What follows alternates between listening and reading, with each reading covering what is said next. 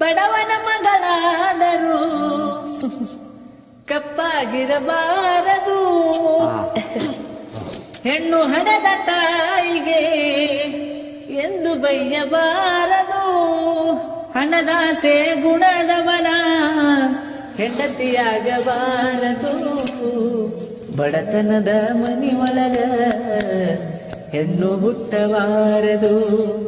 ಬಡತನದ ಮನಿಯೊಳಗ ಹೆಣ್ಣು ಹುಟ್ಟಬಾರದು. ಕರುಣೆ ಇಲ್ಲದ ಅತ್ತಿ ಮನೆಯ ಸೊಸೆಯಾಗಬಾರದು. ಅಪ್ಪಿಕೊಂಡು ನಡೆಯುವ ಅತ್ತಿಯ ಸೇವೆ ಮರೆಯಬಾರದು. ಹಡೆದ ತಂದಿ ತಾಯಿಗೆ ಹಡೆದ ತಾಯಿ ತಂದಿಗೆ ಮಾತು ತರಬಾರದು.